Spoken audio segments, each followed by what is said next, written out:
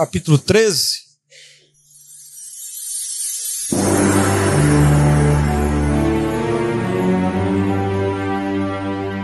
Isaías,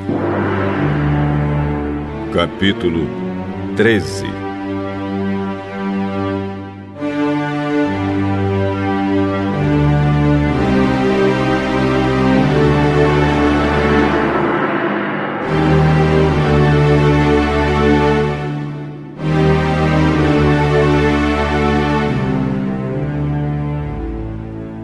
Esta é a mensagem a respeito da Babilônia que Isaías, filho de Amós, recebeu numa visão. Em cima de um monte pelado, levantem a bandeira de guerra, deem ordem para os inimigos atacarem e levantem a mão como sinal para que eles entrem pelos portões da cidade majestosa. O Senhor está chamando os seus soldados fiéis, os seus homens valentes que se alegram com a vitória. Ele os está chamando para que castiguem aqueles com quem ele está irado. Ouve-se uma gritaria nas montanhas. São exércitos que estão se ajuntando. Soldados de muitas nações se reúnem para a guerra. O Senhor Todo-Poderoso está preparando um exército para a batalha. As tropas vêm da Pérsia, um país distante. Vêm lá do fim do mundo. Na sua ira, o Senhor vai usá-las para destruir a Babilônia inteira. Chorem e gritem, pois está chegando o dia do Senhor. A destruição enviada pelo Todo-Poderoso está perto. Os braços de todos ficarão sem força, e de medo os corações deles baterão mais rápido, pois o pavor tomará conta deles. Sofrerão e chorarão como uma mulher com dores de parto. Se torcerão como uma mulher que está dando à luz. Olharão uns para os outros, cheios de medo, e os rostos deles ficarão vermelhos de vergonha. Está chegando o dia do Senhor, dia terrível da sua ira violenta e furiosa.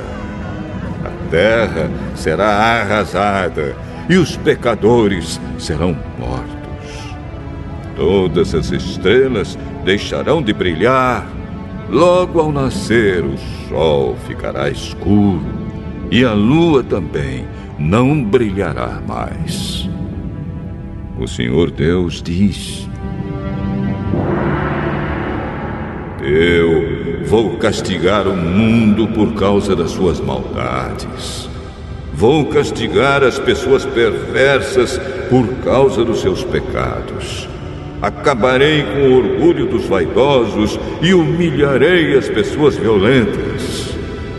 Quando eu acabar de castigá-los, as pessoas que ficarem vivas serão mais raras do que o ouro puro de Ofir.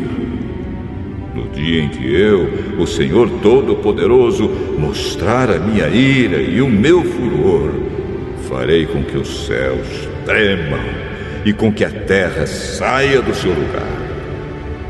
Os estrangeiros que moram na Babilônia fugirão e voltarão para os seus próprios países. Serão como gazelas que fogem dos caçadores, como ovelhas que não têm pastor. Os que forem alcançados e forem presos serão mortos à espada.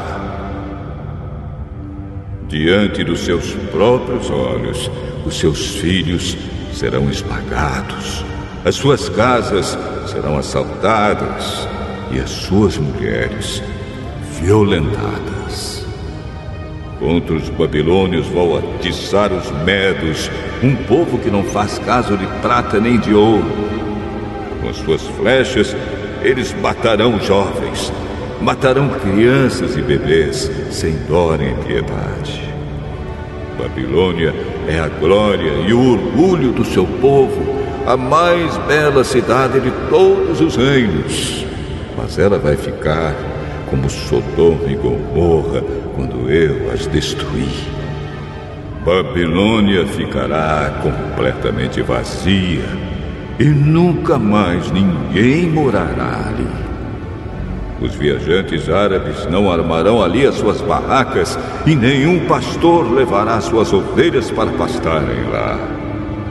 Os animais do deserto viverão na cidade e as casas ficarão cheias de corujas. Avestruzes morarão ali e cabras selvagens saltarão entre as ruínas. Nas torres e nos palácios uivarão as hienas e as raposas. Está chegando a hora da Babilônia. Os seus dias já estão contados. Olha, aqui é aquilo que eu estava perguntando. Este capítulo em específico, esse trecho, ele viu. Na maioria que nós estamos agora, eu acho que todos ele ouvia, né, exatamente como as profecias que a gente recebe hoje.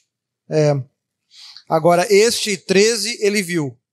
Então, ou seja, um profeta é incrível, né? Ele via, tinha coisas que ele profetizava, tinha coisas que ele via, né? O comum ele falar, assim diz o Senhor, né? Tira do eu. Porque o próprio Cristo, quando ele ensina a orar, ele não usa a expressão eu, ele usa sempre a expressão nós. Né? Pai nosso que estais no céu, santificado seja o teu nome, venha a nós o vosso reino, seja feita a tua vontade, assim na terra como no céu. O pão nosso de cada dia nos dai hoje. Não existe esse eu, essa individualidade. É sempre nós. Desde a oração, porque quando na igreja a gente não visa aquilo que é bom para mim, é aquilo que é bom para nós. Porque tem coisa que é bom para mim e quanto traz para o coletivo não é. Então, assim lá desde a oração, quando ele fala, introduz um nós, tudo que é falado, é dito, acontece com nós. E tu pode ver que aqui o texto, ele não está falando em nenhum momento em castigar e punir este ou aquele. Ele está botando a nação inteira dentro do mesmo barco. E com isso, ao longo, aqueles que sobreviverem, estes viverão um tempo de abundância. Então esse coletivo ele é importante, porque quando algo acontece grande, não afeta só os ruins, afeta todo mundo. Então se afeta todo mundo naquilo que é ruim, para aquilo que é bom, nós temos que fazer tudo junto também. Tudo junto, tudo unido, com uma cabeça só, com uma direção só, com um pensamento mais coletivo. Porque senão quando chega no dia mau, e nós estamos vivendo essa individualidade, você não consegue vencer, porque você está sozinho. Agora, quando estamos unidos, aí a gente junto consegue. Então, desde a oração, desde o chamamento de Deus, ele não chama este ou aquele, ele está chamando todos a essa fidelidade, a esta obediência. E aqui no capítulo 13, escrevendo esta visão que ele teve, que aqui eu coloco até, dos capítulos 13, versículo 1, até o capítulo 23, versículo 18, é uma série de julgamentos denominados peso contra as nações localizadas ao redor de Israel. Jeová não é somente o Deus de Israel, mas também o Criador e Senhor de todas as nações. O julgamento dessas nações, na verdade, é parte do quadro mais amplo da destruição do mal e da consumação do reino de Deus como parte do dia do Senhor. A Babilônia era o capital do antigo império babilônico. O mito babilônico afirma que ela foi construída pelo deus Marduk. A sua história gloriosa e completa vai desde cerca de 2300 antes de Cristo até 325 depois de Cristo, quando passou para a insignificância após o colapso do império de Alexandre o Grande. Então a gente vai ver agora uma série de castigos que Deus trouxe sobre muitas nações, que ele iria trazer sobre muitas nações, para deixar claro que Deus não é só Deus de Israel e de Judá. As leis não servem só para Israel e para Judá. A lei serve para todos, sem exceção. Todas as nações devem cumprir, e aquelas que não cumprirem serão punidas do mesmo jeito, do mesmo modo. Então, do 13 até o 23, ele vai estar falando sobre isso. Então, ali no versículo 1 e 2, o dia do Senhor, descrição da ruína da Babilônia, centenas de anos antes de acontecer. Aquilo que eu estou falando, muita gente escuta as profecias e elas não acontecem de forma imediata, porém algumas delas não é para agora. É para daqui 10, 15, 20 anos ela vai acontecer. Versículo 3. Observemos que o mundo espiritual, os anjos e arcanjos, interagem com o mundo carnal para que a vontade de Deus se cumpra. 4 ao 6. Novamente, assim como a Babilônia foi um instrumento usado por Deus para combater o mal em Israel, agora Deus traz nações de longe para combater o mal na orgulhosa Babilônia. A forma de Deus agir na terra é sempre a mesma. Combate o mal para avançar com o bem e suas qualidades. Ver capítulo 11. Os povos dos medos que destruiu a Babilônia também permitiu que Israel e Judá voltasse para suas terras e voltassem a ser uma nação, como veremos em estudos futuros. Deus define o limite, nunca perdendo o controle, como um círculo sem fim. Nós, quando, ao longo do estudo, ali antes de estudarmos Salmos, tem os livros de Esdras, Ester e Neemias, que nós pulamos, porque esses mostram o retorno do povo da Babilônia, a reconstrução do templo, a volta ao direito a se defenderem, que conseguiu lá com a ajuda de Ester. Então isso a gente vai mais à frente, nós vamos estar estudando esses livros, que é por isso que eu fiz esse comentário aqui. Do 7 ao 8, o medo e o pavor sempre foi formas de remover a inteligência, a capacidade de trazer derrota sobre as pessoas. Então, o criar medo sempre foi uma forma inteligente de tirar a inteligência do teu inimigo. Então, quando Satanás ele quer tirar a tua inteligência, tirar a tua sabedoria, ele vai usar formas de colocar medo em você. Quanto maior o medo que existir em você, menor será a tua inteligência, menor será a tua sabedoria. Do 9 ao 10, o grande e terrível dia do Senhor. Esse dia, como já estudamos, aconteceu diversas vezes, pelos motivos que também já estudamos. Suas características são semelhantes, senão iguais. Pausa na misericórdia, escuridão nos astros que iluminam a terra, como um dia de tempestade, nublado, com nuvens escuras, as maldades praticadas serão cobradas na mesma medida e proporção, e tais fatos decaem sobre todos, como também já vimos, os justos que morrerem serão recebidos no monte de Deus, e os bons que permanecerem vivos são muito abençoados com as riquezas dos maus e vivem um tempo de prosperidade e paz. Então isso é característico quando se fala o grande e terrível dia do Senhor. Essas características, elas se repetem. Todos estão debaixo da mesma situação e todos serão afetados ou de uma forma ou de outra. A gente viu como comentamos antes, o primeiro acontecimento assim foi lá com o dilúvio, né? Trouxe grande desgraça sobre o mundo. Noé e a sua família foram afetados. Tiveram que passar 40 anos construindo um barco, ou seja, tiveram que enfrentar dificuldades que não precisaria. Tiveram que enfrentar lutas que não precisaria. Tiveram que enfrentar deboches que não precisaria. Escárnio. Né? Tiveram que ver os seus familiares. Né? Cadê a mãe de Moisés? De Noé? O pai? Os irmãos? Os tios? Os avós? E da mulher de Noé? E das suas noras? Cadê o pai? A mãe? Os irmãos? Morreram todos? E eles tiveram que entrar naquele barco, dando glórias a Deus e agradecendo pela vida.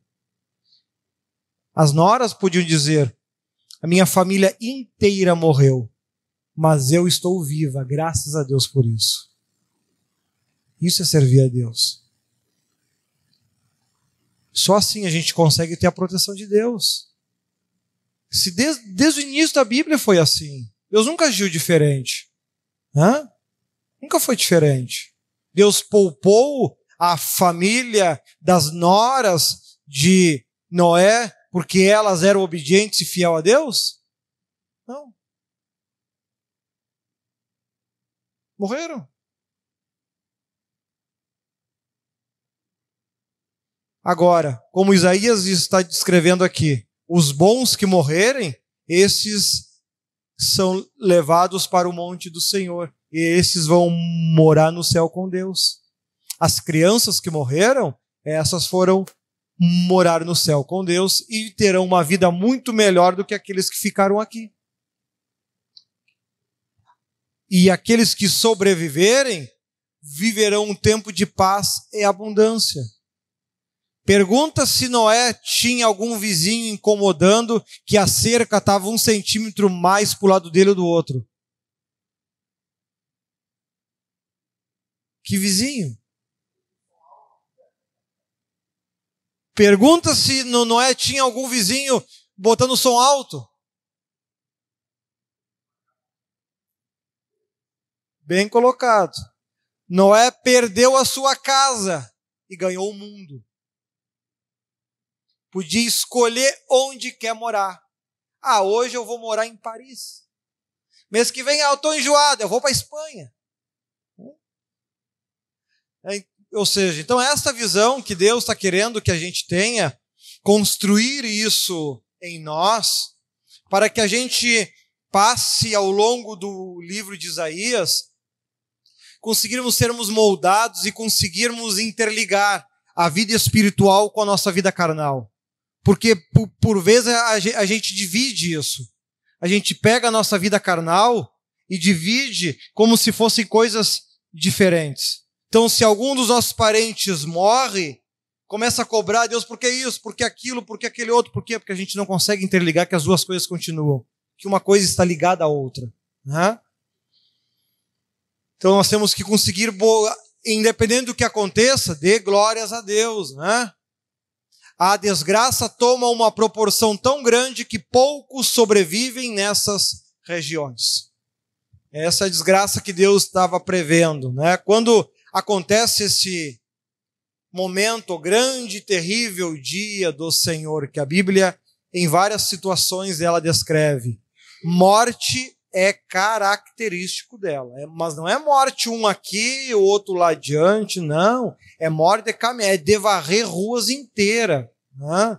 É realmente em grande escala e quantidade. Sem medida. Se algum bom morrer, os anjos levam para o céu e ponto final. Mas o ferro come parelho. Né? Então, olha, que Deus abençoe e nos guarde. Né? Olha ali. Versículo 13. Outra característica, a queda de objetos do céu, como chuva de granizo ou fogo, chega a mover a terra de lugar. sempre que fala esse grande e terrível dia do Senhor, sempre tem uma ação de fenômenos da natureza muito forte, muito grande, como, por exemplo, Sodoma e Gomorra, caiu fogo do céu, ou seja, como se um meteoro grande caísse do céu.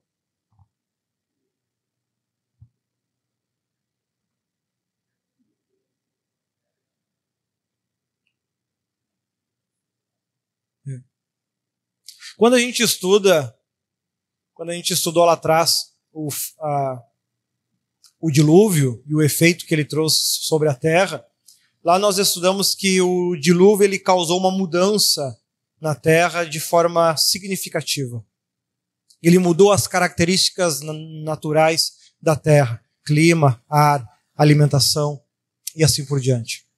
E até naquela época eu citei que eu tinha uma teoria de que todos os primeiros habitantes, Adão, Eva, Sete, Caim, Abel e assim por diante, todos eram aquilo que lá no começo a Bíblia fala de gigantes. Não sei se vocês já leram, mas lá no começo a Bíblia fala de gigantes, que muitos dizem, foram anjos que desceram do céu e tiveram relações com as mulheres, e aí nasceu o mundaréu de gente grande, né? Tem essas loucuras. Eu sempre tive a teoria diferente, de que Adão, Eva e todos esses primeiros descendentes, todos eram muito altos, né? Volta de 4 metros, de 4,5 metros de altura. Eram todos muito altos. E por serem muito altos, por terem corpos maiores, mais fortes, né? Isso lhes dava condições de viver muito mais tempo. Né?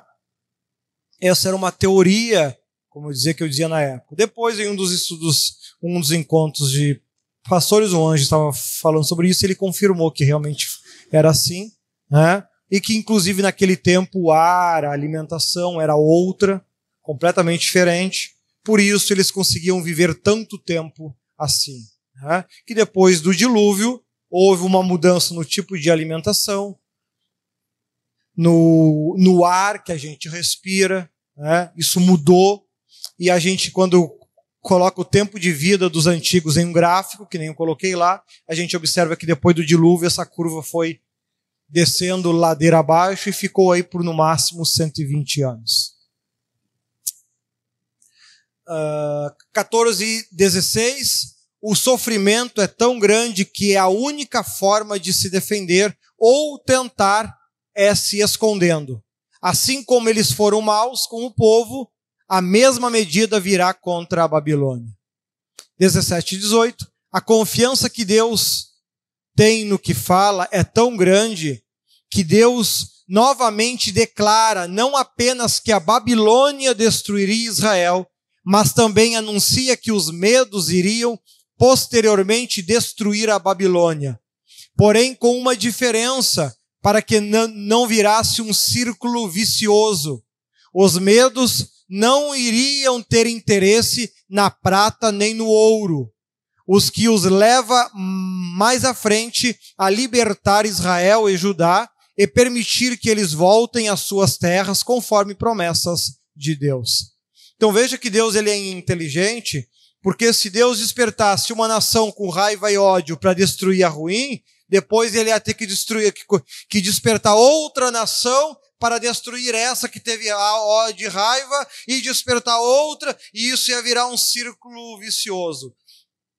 Então, quando o objetivo dele se cumpre, ele coloca, então, eu vou despertar os medos e os persas, que não terão interesse em ouro, eles não vão roubar, eles não vão matar sem necessidade, e ainda vão depois permitir que o povo de Israel volte para suas terras de origem, porque eles não terão interesse nelas. E com isso ele interrompe esse ciclo de vingança e de maldade.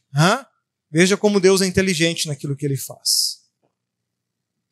19-22, porém, como a Babilônia ultrapassou os limites, como podemos ver em Apocalipse 18, melhor dizendo, 2 e 3, que a tem como exemplo a todas as nações que se tornarão igual a ela, estas nunca mais voltarão, serão como Sodoma e Gomorra, ficarão desertas. Olha lá, Apocalipse 18, 2-3.